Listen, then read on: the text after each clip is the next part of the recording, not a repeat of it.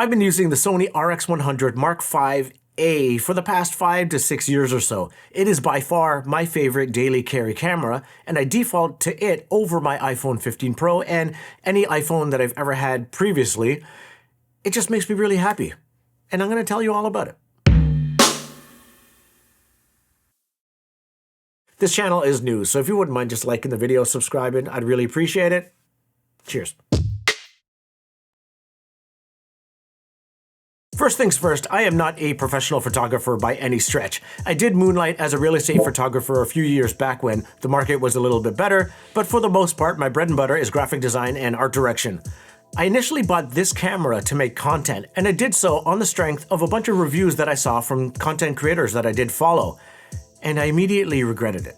Over the past 20 years of being an art director and designer, I had been on shoots and I have worked with professionals, but never once did I step behind the camera myself. Never once did I immerse myself in all the technical aspects of either filmmaking or photography. I relied on the experts that I was hiring to do their expert job. And instead of asking them, hey, what camera should I buy? I went with form factor first. I like small, compact things, and the videos I saw of the RX100 looked amazing. YouTubers that made great content, but also knew their way around a camera, and crucially, they knew what to do with a camera with a small sensor. I didn't know any of that shit. I didn't know about ISO or aperture or shutter speed. I hadn't properly invested in lights. I didn't even know anything about audio production at the time. And this little guy didn't have a built-in microphone jack. And the audio it does record isn't very awesome. It's an 8-bit camera, it recorded 4K video for 5 minutes at a time, and it did 1080p, which was what I thought I needed at the time. It could record slow motion at 60, 120, 240, 480, 960. So I thought it would be perfect, and I pulled the trigger. When I first unboxed it, I thought it was really cute, but it was a little bit fiddly. Essentially, it's a mini DSLR, and I've never handled a camera before. So it takes some time getting used to learning it. It is, of course, not as instantaneously easy as using an iPhone. Out of the box, everything I shot and recorded looked bad. I didn't enjoy using it to make video content whatsoever.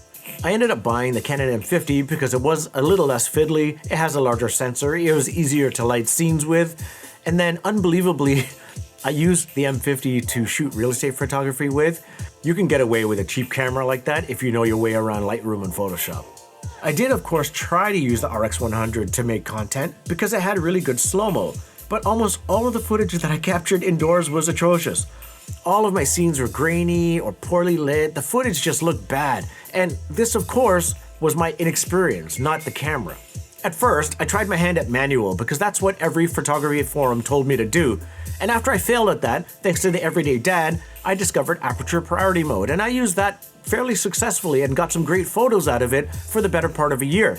But then I discovered a post, or I stumbled across a post from, I think his name is Owls, I hope I'm pronouncing that right, and he detailed how he used his camera in program auto, restricting the ISO between 125 and 3200.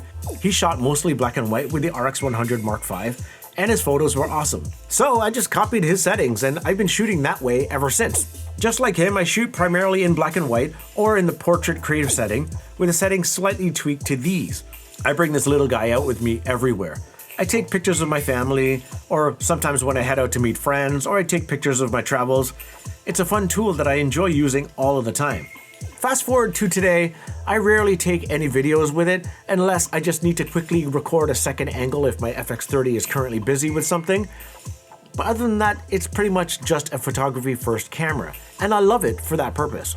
Prior to my purchase of the FX30, the ZV-1 was released, and that for a time was all the rage online, and I bought in. It was a video-focused cousin of the RX100 Mark V. Same lens, same sensor, same pretty much everything aside from the external controls, and it had a mic input. I thought that that was the camera that I was looking for. Only it wasn't. I had the same issues making content with that camera as I did the Mark V. Maybe I just suck with 1-inch sensor cameras like this, but I didn't like the video quality coming out of that camera, nor did I like the audio coming out of it. And for photos, it was more fiddly than the Mark V. I got used to the Mark V and all of its controls, and the ZV-1 felt like a step back. As primarily a hobby camera, it's more than I need. It's got a 24 to 70mm equivalent lens with a wide f1.8 to 2.8 aperture. The 1-inch 20-megapixel sensor is perfectly fine for my purposes. Most of my photos are viewed digitally or printed small, but I have printed out some photos at 30 by 20, and they look pretty great just so long as you're not pixel peeping them. To me, a great photo is more about the scene and the personal memories attached to said scene. It's less about the technical aspects of it. And personally, when it comes to the technical aspects of anything, I'm a bit of a slow learner. It takes me a while to pick things up. So while I'd like to get better at the technical aspects of photography, I'm in no rush to get there. There are some things on this camera that make me not want to get rid of it anytime soon. The first one is the pop-up flash. I love having that because it is a small sensor, it's not great in low light, so for dimly lit scenes or for nighttime shots, I can pop up the flash, point it directly upwards, and capture a decent image. It doesn't always work out, but it's fun. I also like the flip-up screen. It's not a swivel-style selfie screen, and when I shoot, I normally shoot from the hip, or waist level, and I tilt the screen upwards to get a view of what I'm shooting. And this is great because I also don't tend to use the other thing that is kind of a nice to have, the pop-up EVF. It's actually pretty cool. I don't know how they managed to fit this inside the camera, but they did. It's a nice to have because when my 9-year-old's using the camera, she likes to use the EVF. It makes her feel like a pro. I generally don't use it because I wear glasses, and because I never owned a dedicated camera before 2019, I never had a lot of experience using an EVF. It just wasn't natural. And my first photography device was an iPhone. I also like the fact that I can set this camera to shoot RAW and JPEG, and what I usually do is I shoot my shots on this camera, and any pictures that I like, I use Imaging Edge to send those photos to my iPhone, and I use them that way. But if I feel like I took a really great photo, then I can dump it into Lightroom and I can make my adjustments there. And the files are fairly flexible. I think the biggest thing for me is that the photos I take on this camera are just so much different than the ones on my iPhone. It's a different vibe overall, and because I shoot mostly candid, it has a different energy. I prefer the images that I get out of this, and they have a bit more life to them to me. I bring this little camera out with me everywhere. It's extremely pocketable. I carry it around in 2 different slings. I use it with my Air City Sling 2. It fits perfectly into it. But then when I do want to pack a little bit lighter, it fits perfectly into my Bellroy Adventure hip pack. It fits there next to my wallet, my keys, and a pair of Cambridge Audio A100 earbuds. And in the winter months, I can easily just slide it into one of the many pockets in my winter jacket. As far as accessories go, I haven't put any base plates or cages onto this camera. The only thing that I did was put on some Peak Design wrist straps. I have a little dongle hanging from the camera, and it attaches to the band that's on my wrist, allowing me to quickly detach it. Oh, and I also have 5 batteries. I know that's overkill for a tiny camera like this. It does have a shorter battery life, and I could probably get away with just 2, but when I did have the ZV-1 alongside this camera, I found 5 to be the perfect amount between both of these cameras. I took both of these cameras out to Ireland when Sennheiser brought me over there for their factory tour. They were perfectly fine to capture all the content that I needed for the tour. I did feel some type of way with my 2 tiny cameras when some of the other bigger YouTubers out there had A7S3s and A7 IVs, but with a little bit of extra work in post, I yielded pretty good results, all things considered. But then post that trip, I took both cameras with me to Iceland for my first solo trip. It was January, the weather was not awesome, but the RX100 became my sole camera for that trip, just because it was easier to have 1 camera and not fiddle with 2. It got snowed on, it got wet, it got dirty, and it held up the entire time. I got some spectacular photos from that trip, whether it was the Super Jeep tour to see the Katla Ice Caves, or just the generic Golden Circle bus tour, or just walking around town. It was the perfect little companion. I also took it out last year both times when I ventured out to New York, first for the Focal speaker launch, and then also the DALI Epicor launch at Park Audio.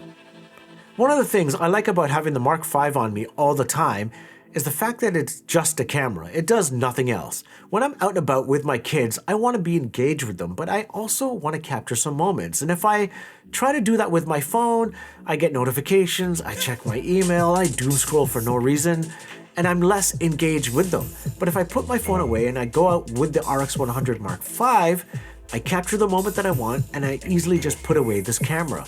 It's so much better. It's less of a barrier between me and them, and I don't miss moments with them as well. It's kind of awesome. The Mark 7 came out over 4 years ago, and I think it's high time that we got the Mark 8. The Mark 7 does have a mic jack. It doesn't have an ND filter. It's got a different zoom range altogether. If I was to pick, This is what I want in the Mark 8. I would love it if they kept the same 1.8 to 2.8 aperture. I don't know if that's possible. But I would like them to include the ND filter. It comes in insanely handy, especially in the summer in the blazing sun. I would like them to keep the mic jack like they do on the Mark 7. I would like it to have the same pop-up flash.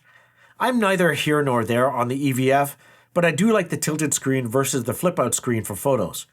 I would like it to have Sony's new menu system with a touchscreen. The old menus are horrible. The big one, 10-bit color for video. Then I could use that camera as my B camera for my FX30. And then the bigger one, what if they put an APS-C side sensor in that camera?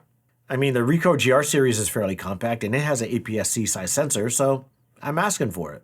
And then I do wonder, would there be a way to toggle between computational and non-computational photography within the same camera body?